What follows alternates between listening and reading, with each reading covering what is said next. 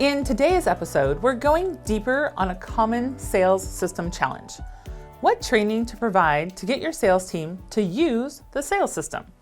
In the last episode, we covered the overall how to get your team on the same page.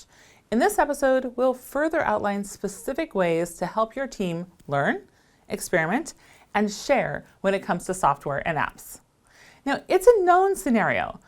The pain of logging into a software app, the pile of links to various trainings, and the general groans of training session email invites. Seem familiar? If so, stick with me. Let's address the core issue. Everyone is over endless video tutorials and hours spent in training. So how do we turn jaded naysayers into raving advocates? Consider this. Why do we need training?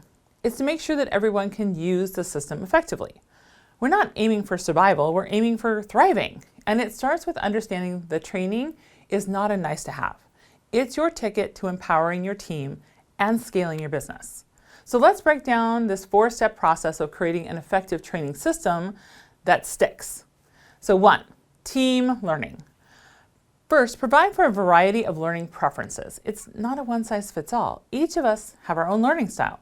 Some might prefer reading detailed guides, while others might learn better through interactive sessions. Video tutorials work for me, but only if I can watch them at 2 times. Offering various training formats enables learners to select the one that works best for them. 2, time and learning space. Carving out regular time slots for learning is critical. This isn't cramming the night before an exam. This is about allowing your team to learn and practice without pressure. Get them to play around with the systems. Mistakes are not just okay, they're encouraged. 3, incremental training. Now let's talk about progression. Create a clear path from beginner to advanced. Think of it as a game. With each level conquered, confidence and capabilities grow. This makes the learning process engaging and measurable. To help with this, set up a go-to resource for questions and support. This might be built into the software, or you might need to create your own repository in SharePoint, Notion, or your project management tool. Centralize the information so the team never has to wonder where to ask questions or get answers. A shared knowledge base is a key asset in reinforcing learning and effectiveness with the software. And 4, knowledge sharing. Create an environment of shared learning. Regular catch-ups where the team can exchange tips and experiences with the system can be incredibly potent. This way, your sales system stays alive, evolving and improving with each use. Think of it this way. Efficient training gets your sales system from being a piece of software to a dynamic tool enhancing your entire team's performance.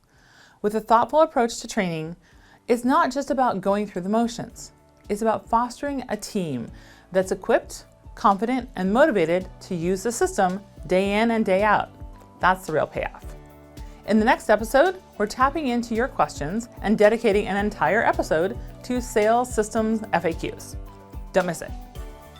If you enjoyed this episode, you can head over to listentoelevated.com to subscribe, leave us a review, or share with a friend. Everyone deserves to have less stress and more impact.